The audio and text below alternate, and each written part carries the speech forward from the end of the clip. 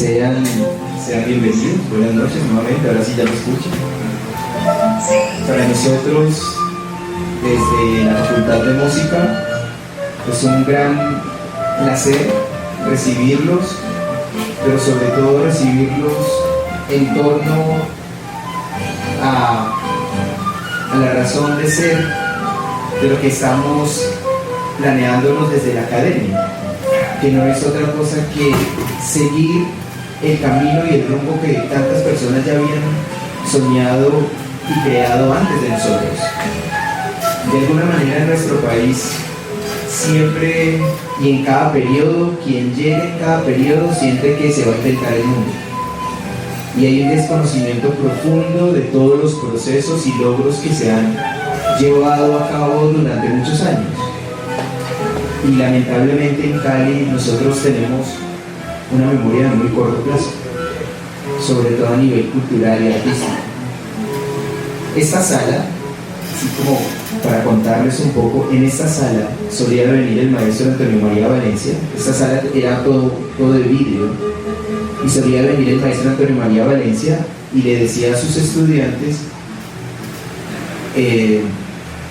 miren para allá, porque ellos nos van a estar mirando a nosotros. Este era el único edificio que quedaba a este lado del río.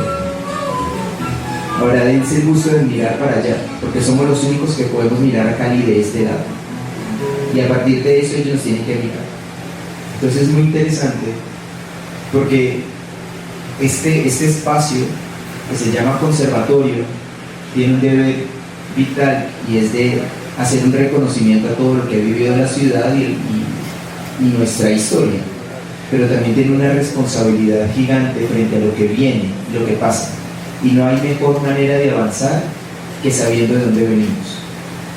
Entonces, en aras de este mensaje, agradezco mucho a todas las personas que hacen posible este espacio, a la familia del maestro Sinisterra, al maestro Gustavo, que está hoy acá llevando a cabo este proceso que estuvo ahí como en stand-by tanto tiempo, pero que por fin, y después de poder unir como varios piñones, logramos darle arranque, y creo que ha sido muy importante la presencia de lo que hemos logrado en torno a estos, al Requiem, y esperamos que sea de igual magnitud lo que logramos frente a las adaptaciones para guitarra, etcétera. Pero sobre todo que tengamos en memoria que nosotros no estamos aquí porque sí, estamos aquí porque somos el resultado de un proceso de muchos años y de esfuerzos personales, personas que han dado la vida por lo que hacemos, y por el arte, y por decir que Cali es artista. Entonces, no siendo más, siempre bienvenidos a este espacio. Quisiera, sí, una publicidad pequeñita. Mañana tenemos el último concierto de Beethoven 7:30 en la sala Beethoven. Es más fresquito que acá, se los aseguro. Desafortunadamente tenemos un daño en el aire acondicionado y no hemos encontrado exactamente qué es. Muchas gracias. Gracias, Javier, muchas gracias. Muy buenas noches para todos. Nuevamente, como lo decía el maestro Javier Ocampo, agradecerles a todos su presencia esta noche, y espero que este programa que está previsto para hoy, con el que cerramos, digamos, una primera parte del ciclo conmemorativo de la obra de nuestro abuelo Hernández Sinisterra, pues lo reciban con el mejor de los ánimos, porque vale la pena oír esta interesante conferencia que ha preparado el maestro Gustavo Niño con la maestra Victoria Castro. Yo quiero leer, me encomendó mi prima Marta Lucía, que leyera en su nombre un escrito que hizo para hoy, o no para hoy, sino que lo hizo precisamente porque no va a estar hoy, por esas cosas inesperadas. Ella tiene la visita aquí de su nieta y su hija que vinieron del país, y tenían previsto un viaje para mañana y se les adelantaron, entonces les tocó viajar hoy. Entonces por eso expresó estas palabras que me pidió leyera esta noche. Por esas cosas que se nos salen de las manos, hoy no nos es posible a Raúl, mis hijas y a mí estar presentes en este auditorio razón por la cual le he pedido a Jorge H. que lea este corto saludo en mi nombre. El jueves 26 de agosto del 2022 fuimos invitados por Gilberto y yo a participar en un conversatorio liderado por la doctora María Victoria Casas, profesora asociada de la Universidad del Valle. Se trataba del programa Conversando la Música, que cuenta con el apoyo del Banco de la República y que ese día nos convocaba con el tema Músicas Locales, Hernando Sinisterra, un ícono de la música viva.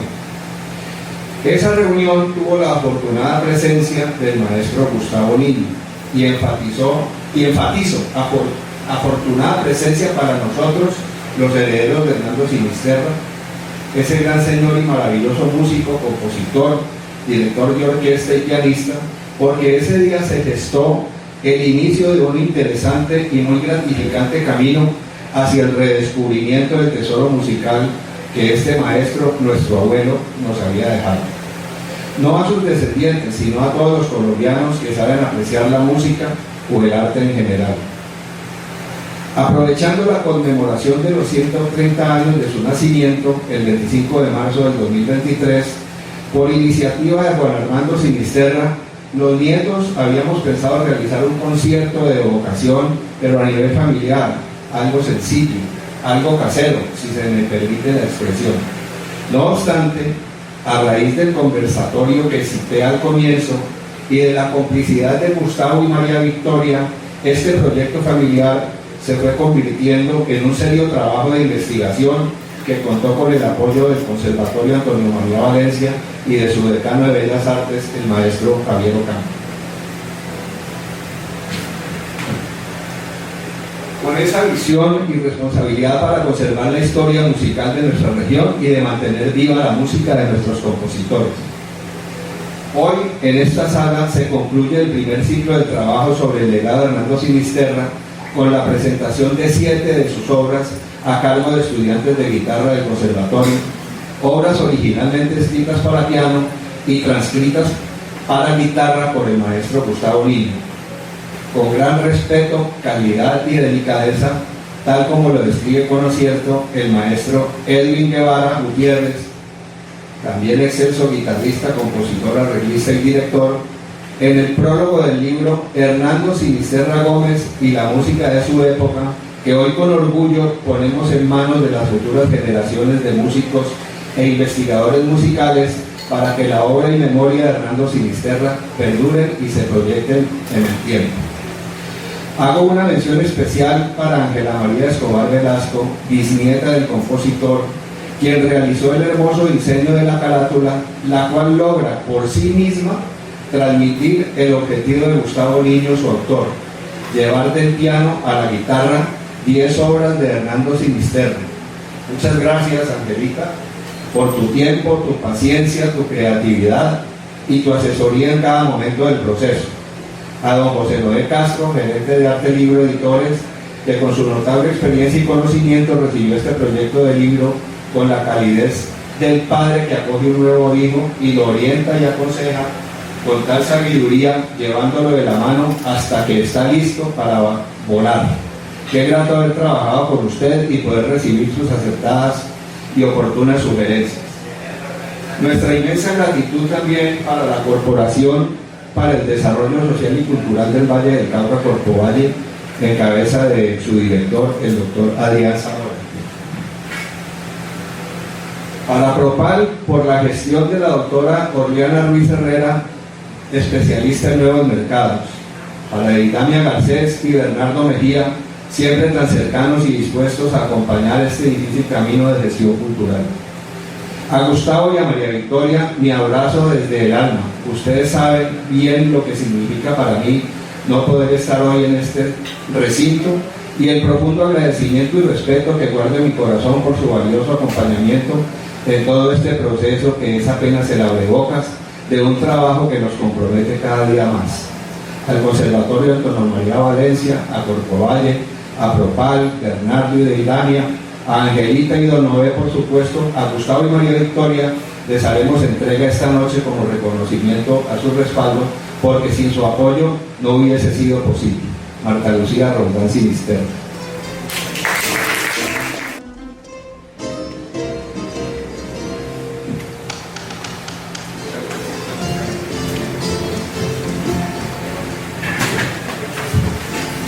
Bueno, muy buenas noches. Mi nombre es Gustavo Niño. Yo soy docente ingresado de esta institución. Bueno, hace casi unos 30 años creo que he estado metido dentro de estas paredes.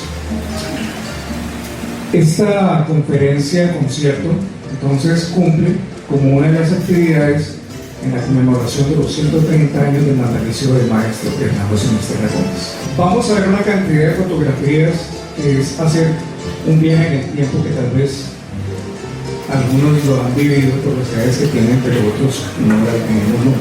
Gracias. Esta fotografía que está aquí es como si estuviéramos ubicados en el Paseo Bolívar, pasar el Puente Ortiz para llegar a Cuentabaco o el Teatro Jorge Isaacs.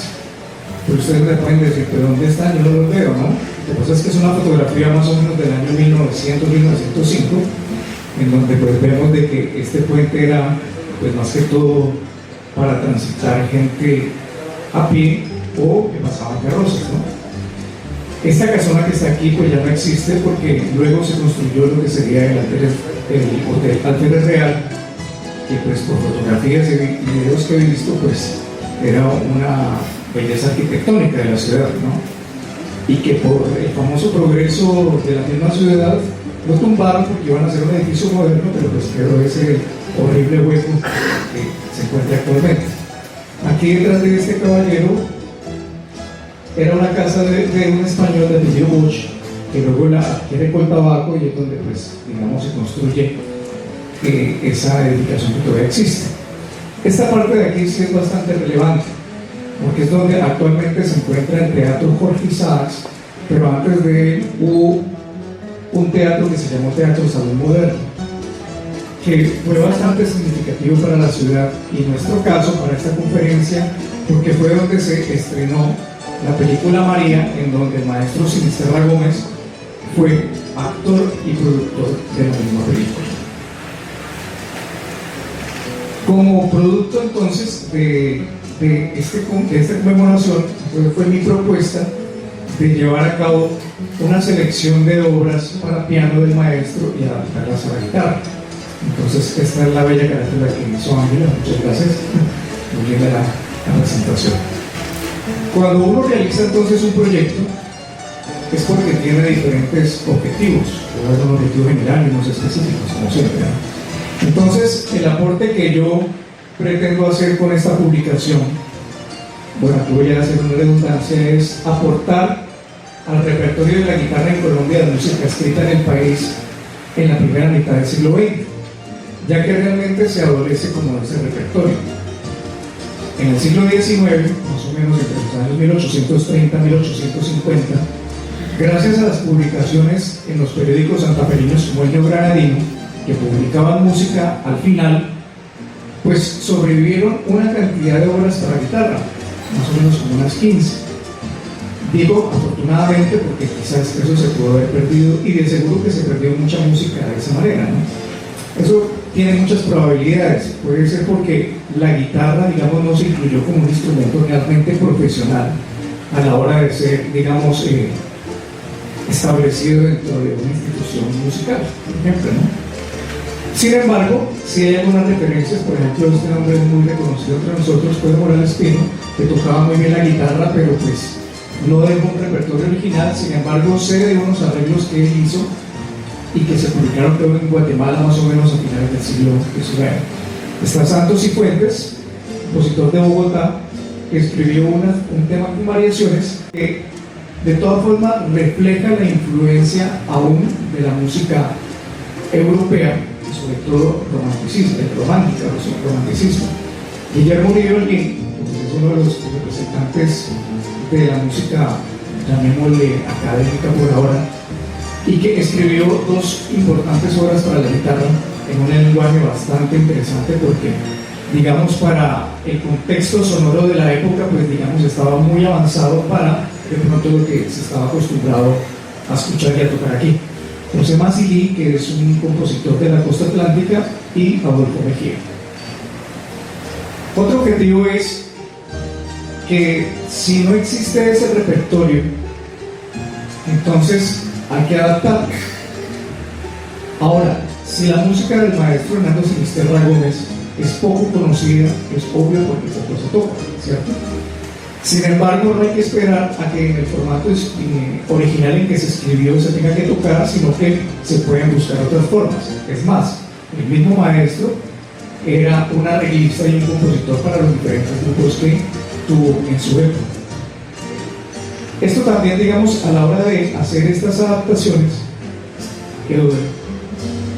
cuando empecé a hacerlas, encontré obviamente un paralelo entre compositores tanto en Sudamérica como en Europa que sí escribieron para la guitarra, por ejemplo, como Francisco Tárrega, español, o Agustín Barrios Magorí, paraguayo, porque los elementos, digamos, que constituyen a la música son muy similares, tanto en los diseños temáticos como también en las armonías y en las estructuras que tenían estas músicas. Y por último objetivo, pues es una forma de mostrarle a las nuevas generaciones pues la memoria que tenemos en nuestro país y que la tenemos bastante olvidada. Esta conferencia no es que vaya a hablar completamente del maestro Sinisterra, sino más bien del contexto de la ciudad en que vivió el maestro Sinisterra. Esta es otra fotografía de la época. Aquí es como si estuviéramos en el CAN mirando hacia la ermita, pero la ermita actual está como ubicada por este lado. Sin embargo, aquí hay una cúpula de la antigua ermita que estaba antes, porque en el año, creo que 1925, hubo un terremoto que prácticamente destruyó la ciudad. Como ven, se cayeron las iglesias que había en esa época, porque tanto las catedrales que están en la Plaza Caicedo como la Santa Rosa tuvieron que reconstruirlas realmente. Aquí vemos nuevamente entonces el Puente Ortiz. Todavía no existe el Cotabaco ni el Doctor Real, pero sí está el Teatro Salón Moderno. Esta es otra fotografía,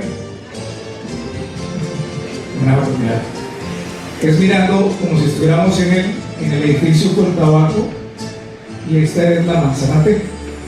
Entonces podemos ver de que pues esto eran casonas, ¿no? Aquí al fondo se ve ropa tendida, o sea que el río era completamente terreno.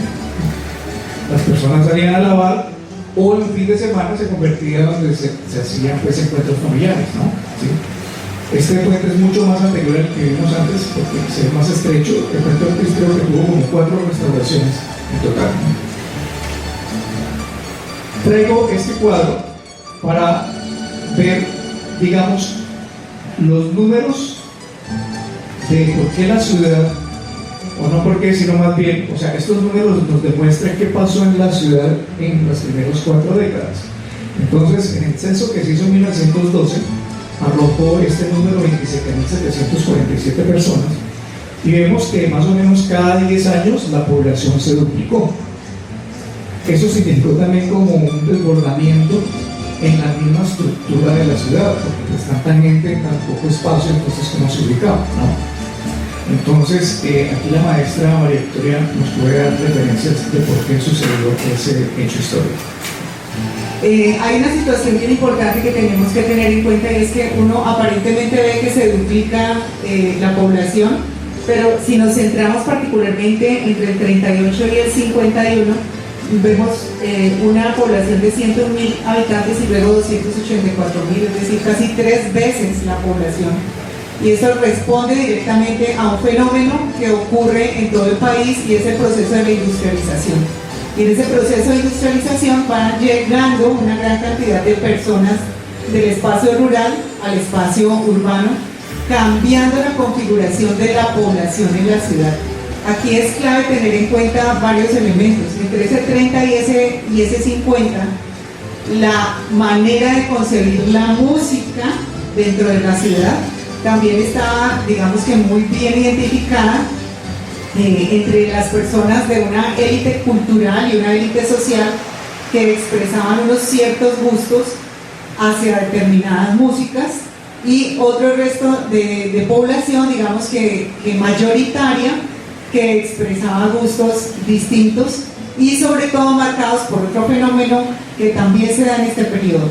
En el año 29 aparece la radio aquí en Colombia y en el año 34 ya se consolida la emisora La Voz del Valle. Entonces el hecho de tener una emisora que funciona determinado número de horas al día, porque no funciona todo el día, con una programación muy particular, de la cual hizo una participación muy importante el maestro Hernando Sinisterra con sus orquestas y sus agrupaciones de cámara, nos van diciendo, bueno, en el horario de la mañana vamos a tener música de cámara y allí van a participar los músicos que tienen una cierta formación académica. Pero en el horario de final de tarde vamos a tener otra programación que sea mucho más popular. Entonces allí vamos a tocar los ritmos que están de moda en ese momento, el foxtrot, el rap, bueno, todo lo que hizo parte de esas modas que trajo la radio y que trajo el cine. Entonces esos son dos elementos claves que es importantísimo tener en cuenta, porque la producción musical de esta época, y muy en particular la producción del maestro Hernando Sinisterra, va a responder a las dos necesidades. Mucho más visible a través de las músicas populares que se presentan en la radio, que se escuchan en los clubes, que también ese es otro fenómeno muy importante que se consolida. Es decir, hay clubes desde mucho antes, pero entre el 30 y el 50 aparece esta actividad musical muy presente en los bailes, en las tertulias, en las serenatas y en algo que vamos a hablar más adelante, que serán los salones. Entonces esto explica un poco, digamos que los gustos de estas nuevas poblaciones, además, que van viniendo desde lo rural hasta lo urbano y que van a conformar una serie de hábitos y conversas distintas. Puedo complementar que es que estas personas que llegaron a la ciudad venían de diferentes departamentos, venían desde Nariño, Cauca, Chocó, Caldas, Antioquia, y que, digamos, lo que por varios motivos, principalmente fue por la industrialización de la zona, por la apertura, digamos, del puerto de Buenaventura, por la creación del ferrocarril del Pacífico y también, digamos, la navegabilidad del río Cauca. Y pues otro fenómeno fue desplazados por la violencia. Bueno, este es un mapa de la ciudad de 1942, en donde este círculo que veo aquí es la colina de San Antonio. O sea, los ejes de la ciudad eran los siguientes: la colina de San Antonio, o la iglesia de San Antonio. Este es la iglesia o la plaza de Santa Rosa, perdón. Esta es la de San Nicolás. Aquí está ubicado el puente Ortiz, y esta es la plaza de la Constitución, que luego se llamaría Plaza de Caicedo, ¿no? Entonces vemos de, pues, que la ciudad era más o menos grande, no sé, tal vez de Andalucía o de la Grande, ¿no? Más o menos. Y vamos a ver entonces una toma actualizada gracias a los satélites. Pues obviamente ya es una ciudad bastante poblada. Yo no sé si llamarle cosmopolita, porque pues igual uno conoce todo esto y no se compara, digamos, como, no sé, la misma Bogotá o Nueva York o otra ciudad, ¿no? Entonces son los mismos puntos de la ciudad de Cali.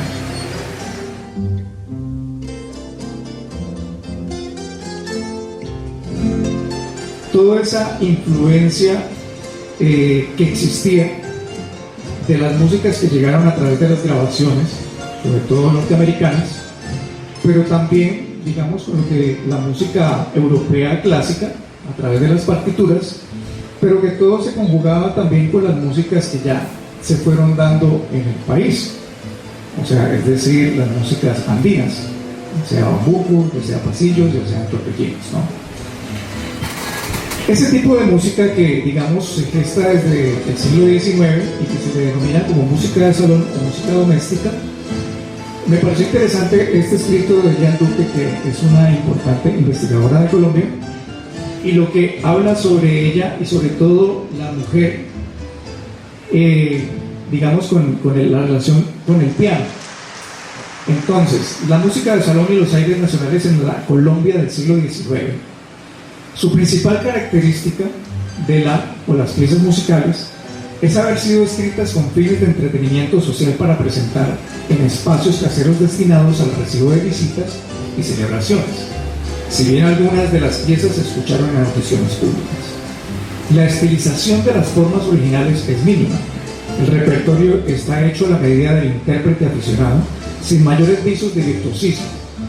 La mayoría de las intérpretes de este repertorio romántico incipiente fueron mujeres que recibieron clases de piano como componente importante de su formación en la Academia Nacional de Música de 1882. Tuvieron su propia sección femenina. Estas pianistas hogareñas también escribieron obra original, y en las primeras partituras impresas que circularon en Bogotá encontramos piezas de Mercedes Campuzano, María del Carmen Cordobés, María Manrique de Quijano y José Fatán.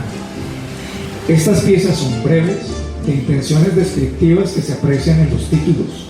Evocan nombres de seres amados, elementos de la naturaleza, lugares geográficos, afectos, estados anímicos o las danzas mismas que la inspiran. Las obras luctuosas están escritas en modo menor y las alegres en modo mayor. Son tarjetas postales costumbristas de época, breves y evocadoras, basadas en aires de danza de manufactura sencilla, destinadas al agrado del público y dotadas de gracia y encanto. Bueno, comentando un poco entonces también esto que nos menciona el maestro Gustavo, en cuanto a la música de salón, hay que pensar que fue un fenómeno que se da en toda Latinoamérica. Y de hecho, desde finales del siglo XIX y en esa primera mitad del siglo XX, hay una proliferación de obras cortas, todas esas son las características, son obras de pequeño formato, que se publican en ediciones que solamente tienen 4 páginas. ¿Cuál es la idea? En la página principal está la portada y en la última página está toda la información sobre el editor y otras publicaciones del mismo compositor. Y en las 2 páginas centrales está la obra. Entonces ya nos está indicando, no puede ser una obra muy larga, tiene que ser una obra que pueda fácilmente comercializarse y que en caso de que no se vendan en ese formato, pueda ser publicada en un diario tal como nos lo comentó Gustavo. Y en el caso del siglo XX aparece una publicación en Bogotá que se llama Mundo al Día. Y entre 1924 y 1928 semanalmente se publica el día domingo una partitura de este tipo de música llamada música de salón. Es muy curioso porque no se tiene claridad sobre cuáles son los criterios para escoger qué obras se publican.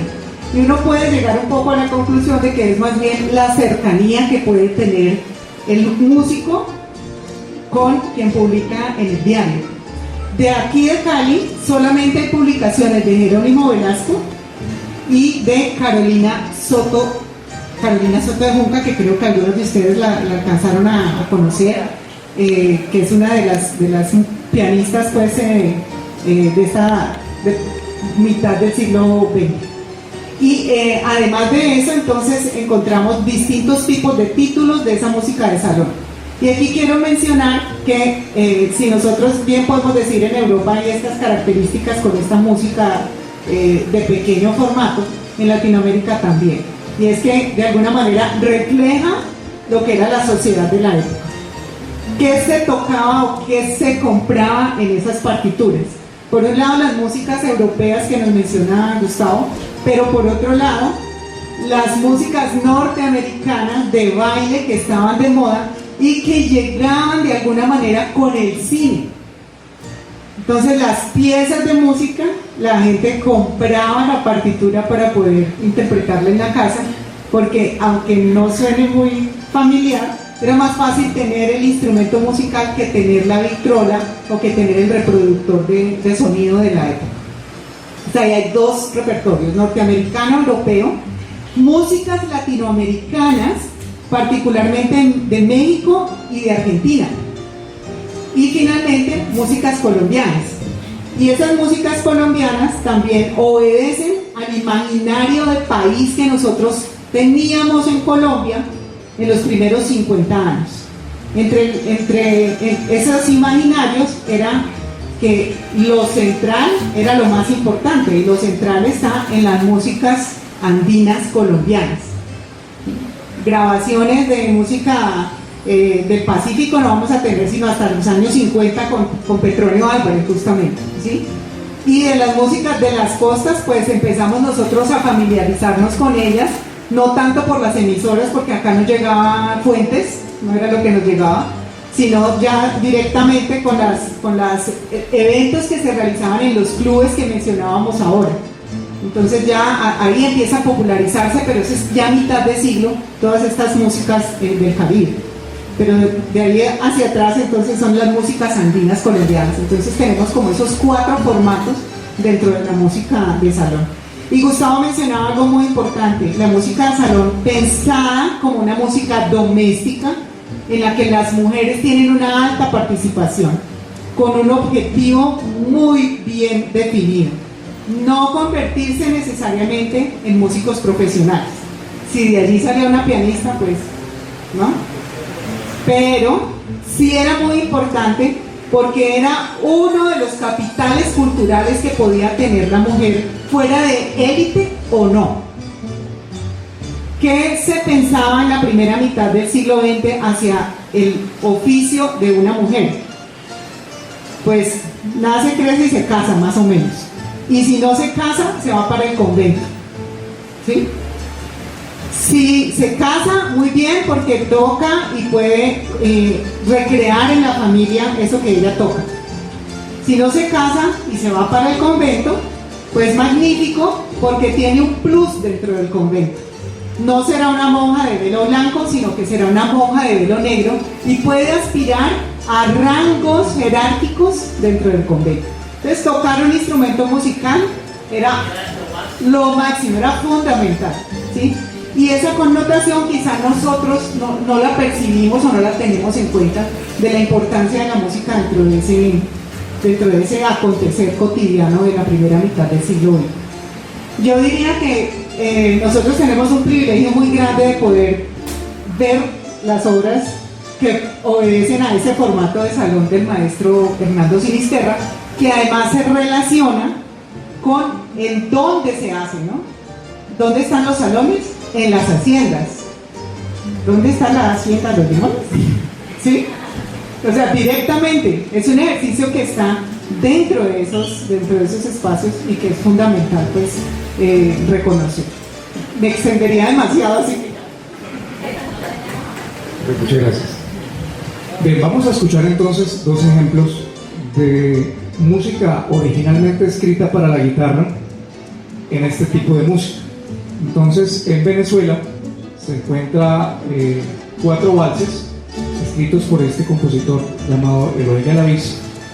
Entonces, bueno, el hecho de decir vals ya quiere decir que es una música netamente influenciada por la música europea. Como no van a tocar, entonces les traigo el primero.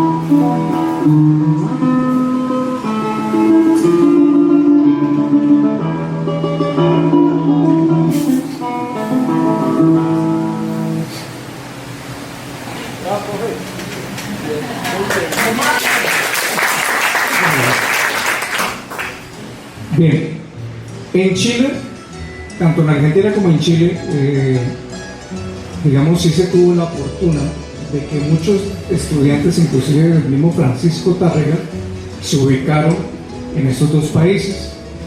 Entre ellos Emilio Pujol, por ejemplo, que fue, digamos, un importante guitarrista que fundamentó la escuela de la guitarra precisamente en estos países, y que al parecer Francisco Rubí, que fue un guitarrista compositor un poco algo contemporáneo, bueno, bastante un poco mayor que el maestro Sinisterra, escribió un significativo número de obras originales para el instrumento. Aquí tiene que ver un poco lo que decía la maestra María Victoria acerca del tipo de publicación, ¿no? Esta es la portada, en donde incluso aquí ubica como otras obras del mismo compositor, ¿no? Entonces aquí puedo leer La vida alegre, que sería pues un arreglo, ¿no? Último verso, vals, La cariñosa habanera, Recuerdos de Antofagasta, Mazurca, La bahía, polka militar, alerta, marcha militar, J, Chopin, polka, vals, bueno, le leo los aires, son netamente, pues realmente música europea, ¿no? Luego vienen la cantidad de hojas y al final se aparecía el catálogo, como lo dice, ¿no? Entonces vamos a escuchar la marcha alerta de Francisco Rubio.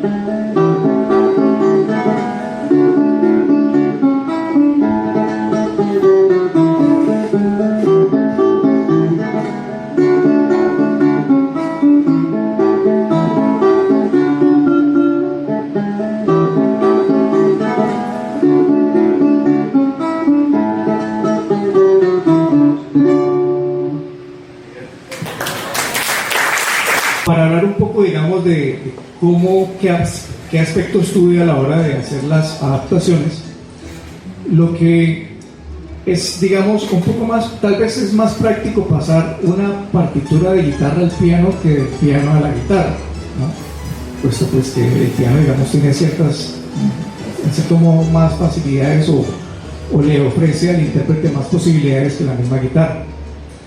Lo primero que hago o se debe hacer tal vez es mirar la tonalidad, puesto que no todas las tonalidades funcionan en la guitarra. Afortunadamente la tonalidad es sensitiva mi menor, tonalidad de la guitarra, no, chéverísimo. Sin embargo, cuando empiezo a hacer la adaptación, como es una música que se mueve, digamos, dentro de un ámbito tonal, hay secciones donde se va, digamos, a mover dentro de la tonalidad, o más bien el acorde de si mayor. Entonces, los que conocen la guitarra, para hacer el bajo de la nota si, o la hace sobre la quinta cuerda en el segundo traste, o sobre la sexta cuerda en el séptimo traste, ¿no? Bueno, sin embargo, cuando ya empecé a hacer el movimiento temático, melódico, no, eso era una araña perdida, ¿no? O sea, encontrar cómo soluciono esto. Entonces, una de las soluciones que uno encuentra como guitarrista es cambiar la afinación de alguna de las cuerdas. Entonces, ¿qué dice? Más bien, pues subamos la quinta cuerda a la nota si. Entonces se sube a la nota si, lo que ayuda es que la cuerda queda al aire, entonces permite tener ese bajo al aire y que la mano izquierda tenga mayor facilidad en el desplazamiento y que no haya que sacrificar tanto al pobre guitarrista tratando de hacer todo en esas posiciones, ¿no? Muy bien, entonces digamos que y el aire de danza lo vamos a encontrar aquí en Colombia con ese nombre, pero se relaciona con otros aires en América, como la milonga, como la habanera inclusive, o también como, se me pierde, el son, ¿no? Entonces yo diría que fueron de esas danzas de ida y vuelta que se fueron consolidando en la época de la colonia. Entonces escuchamos a Carlos Velázquez, Sensitiva y Tren Express.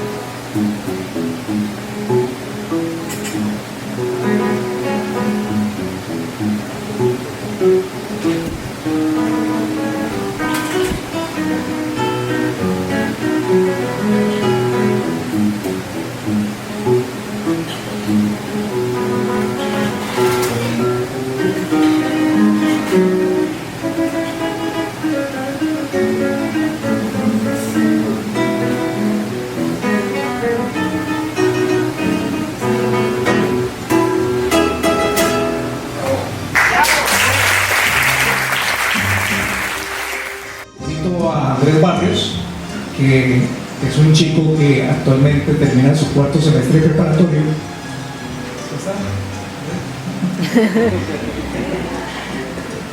Bien. Entonces, Andrés nos va a interpretar Aurora, Foxtrot y Andaluz, un paso doble.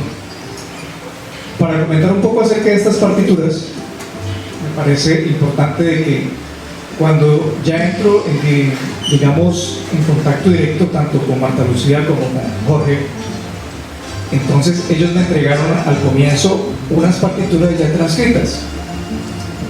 Bueno, cuando yo empecé a hacer, digamos, las adaptaciones, encontré que había cosas musicalmente que no coincidían, ¿no?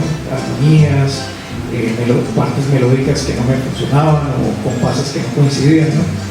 Entonces decidí decirle a Marta, no, pues yo quiero ver las partituras originales para poder confrontarlas, ¿no?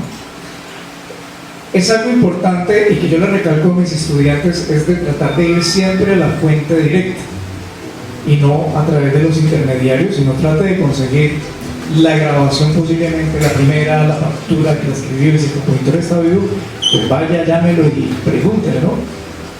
Entonces,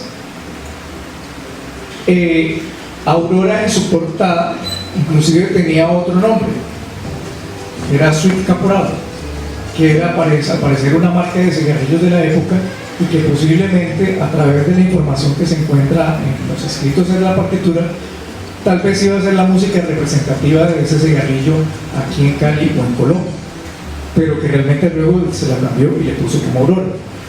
Algo similar pasó con Andaluz, porque inicialmente la partitura solamente decía eso, Andaluz, paso doble.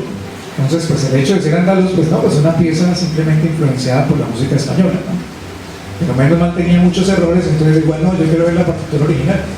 Y resulta que en la portada, entonces hay un escrito del mismo maestro que ese pasodoble se lo dedicó fue a un banderillero español que estuvo en Cali más o menos entre el año 23 y el año 24 y que tal vez toreó en una de las tantas plazas de toros que hubo en la ciudad, tal vez en Belmonte.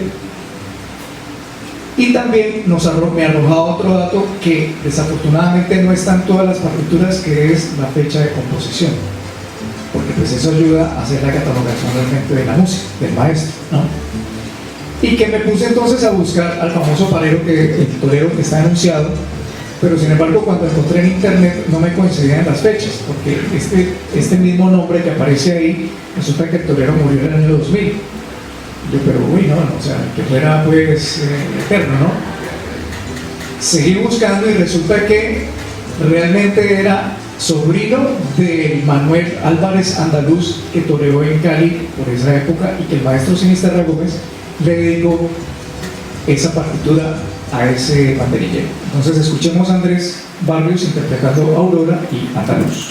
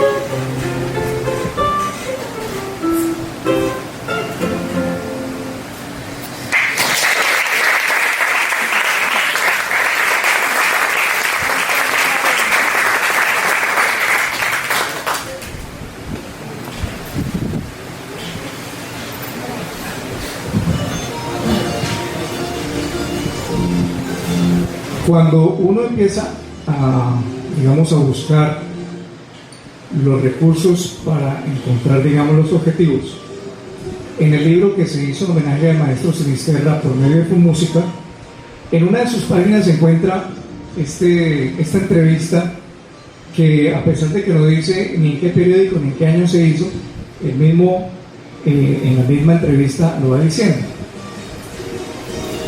Yo quería encontrar eso en esa búsqueda en la Biblioteca Nacional, pero no encontré el periódico. Sin embargo, me pareció interesante podérselas leer y cómo vamos a relacionar la interpretación de Juan Manuel con esto que se encuentra en él. Hablando con don Hernando Sinisterra, dos lunas de Venecia, de corte largo y elegante, incrustadas en doradas y artísticas molduras, copian al tiempo la quietud inocente de un magnífico mármol y hacen también la guardia al piano de la sala, decorada de rojo y amueblada con sillas de mimbre de caprichosas formas. Allí, al medio, está el artista, frente al teclado que, como una enorme mandíbula, ríe mostrando todos sus marfiles. Los últimos acordes de un célebre intermezzo revientan la quietud de la tarde, en medio de la profusión de luces que realzan los colores y destacan todas las decoraciones. Dígame usted, don Hernando, ¿es esta su música favorita? Efectivamente, responde. y mientras gira un poco su cuerpo hacia mí con la diestra, se echa atrás los mechones largos y curvados de su cabello volcado y sigue diciendo secamente: este es el intermezzo número 2, y en él casi he podido interpretar mejor mis sentimientos. ¿Es el que más éxito ha alcanzado? Tal vez no. Más acogida creo ha tenido el número 3, y mejor todavía, el valse Amor de Artista, cada uno por supuesto en su género. El simpático pianista apoya el codo en el teclado, sostiene con la mano su rostro oval en una pose romántica y prosigue: he compuesto alguna música, entre esta una colección de 4 intermezzos, 3 fantasías, 12 valses y buen número de danzas y pasillos. ¿Desde cuándo se dedicó usted al piano? Después de mi estadía en los colegios de los maristas, Colegio San Luis Gonzaga, que fue infructuosa, pues no había profesor alguno de música, decidí estudiar solo. Desde entonces ocupo todos los momentos de que puedo disponer a este estudio que, como todos, no se acaba jamás. Ahora compongo el 5º intermezzo y unos valses que llamaré Recuerdos del Pasado. Don Hernando parece evocar quizá el recuerdo de algunos amoríos idos, ya, pero como desechando un mal pensamiento, torna su semblante risueño y dice: mi delirio es alcanzar a realizar un viaje a Italia, la tierra de los grandes maestros. Mientras tanto, doy clases de música aquí y tengo en perspectiva una correría por los Estados Unidos. ¿Y la novia? ¡Qué bárbaro! No diga usted nada de eso. ¿La conoce usted? También ella se lleva mucho de mis composiciones. ¿Ha oído usted mi danza Ana María? La compuse para ella. Y mientras esto oigo, reconstruyo imaginativamente la silueta de la picantísima payanesa que hace decir al obsesionado prisionero en sus redes: ella es muy paciente, me esperará, nos esperaremos. Pues creo llegar a los 30, soltero apenas, tengo 23, ya sé.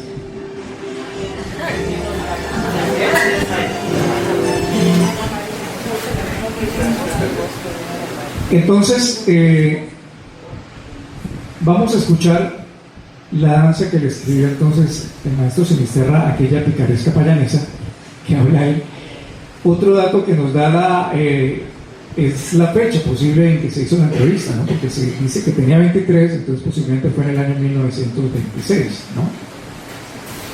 También nos habla de los intermezzos, que desafortunadamente, o tal vez afortunadamente, de esos 5 que nombra, se encuentra el número 2, que hice precisamente la adaptación de esa música y que la veo muy relacionada con otros compositores contemporáneos o mayores a él, por ejemplo, ¿no? Entonces vamos a escuchar a Juan Manuel Ruiz, que ya cumplió con todo su proceso de formación en el conservatorio y está a próximo a graduarse.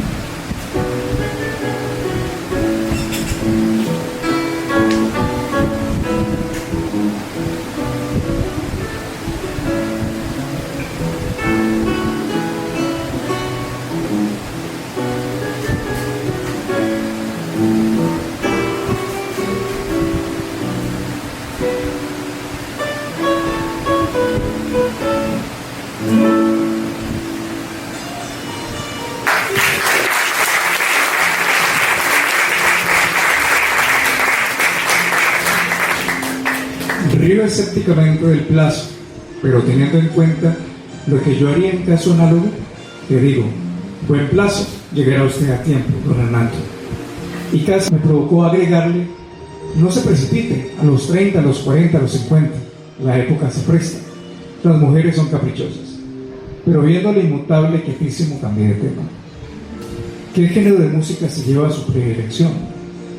En todo caso, la clásica, la escuela de Beethoven y Chopin. ¿Y la nacional? Considero que no debía alterarse en nada su género. Las innovaciones que algunos de nuestros compositores hacen al pasillo, al bambuco, a la danza, etc., tendientes al clasicismo, desvirtúan en un todo su originalidad, que interpreta nuestros sentimientos. Debe fomentarse este estudio y la interpretación fiel de sus aires. ¿Cuál cree usted que sea el mejor compositor nacional? Un gran músico, ignorado quién sabe por qué causa. Se llama Gonzalo Vidal, es payanés. Sus mazurcas son admirables, revelan el estilo de Chopin. Figuran además algunos otros famosos. Calvo, con su sentimentalismo peculiar, tiene intermezos delicadísimos. Jerónimo Velasco, Murillo, Morales Pino van en primera línea también. Aquí en Cali tenemos al joven Antonio María Valencia, que es ya un maestro.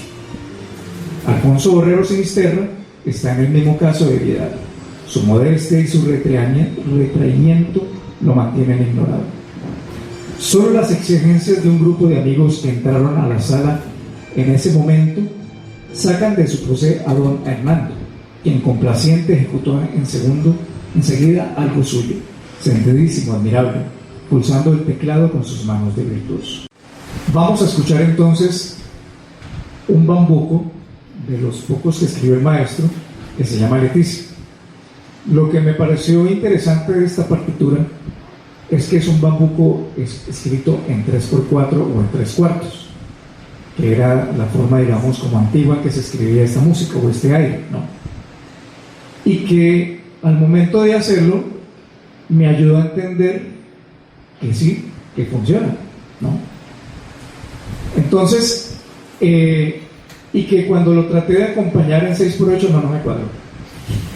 O sea, definitivamente está escrito de esa manera y funciona muy bien en esa asignatura, ya sea por las formulaciones rítmicas que tiene en su acompañamiento y también en la claridad de la escritura, de la forma temática. Entonces vamos a escuchar Leticia. Vamos.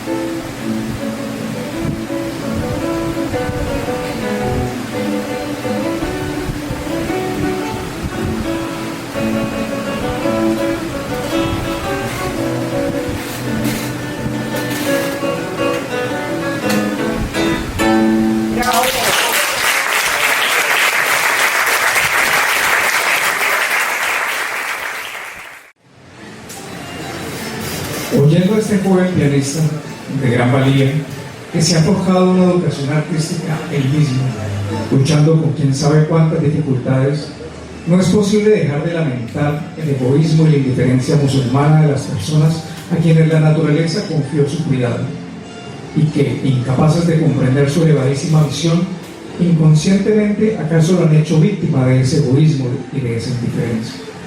El joven pianista, caballero cumplidísimo, artista y probado, quizá en un conservatorio habría descollado brillantemente.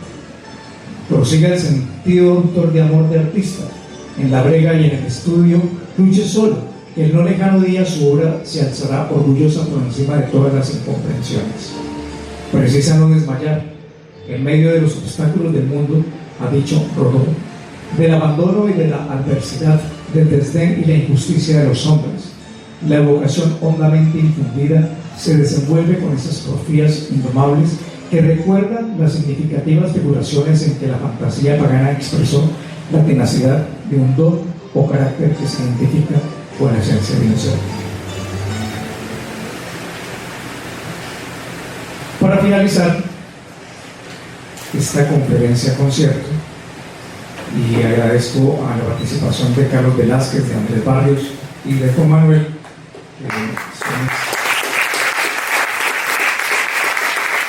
han sido mis estudiantes y que pues representan, digamos, como la nueva generación de guitarristas en el país, y que me parece importante que ellos aprecien, valoren e incorporen pues la música de compositores nacionales y que sea un complemento de la formación integral como músico, porque igual pues el repertorio de la guitarra clásica en cierto modo es algo extenso, pero que esto sea también llamativos para ellos, ¿no? Entonces vamos a escuchar un pasillo que se llama Tierra Caucana, y que esta partitura desafortunadamente no tiene la fecha de composición, pero que sin embargo ya viéndola y estudiándola a fondo demuestra que es el resultado de un compositor que ha estado en una constante labor, o sea que ya presenta una madurez bastante avanzada, ya sea por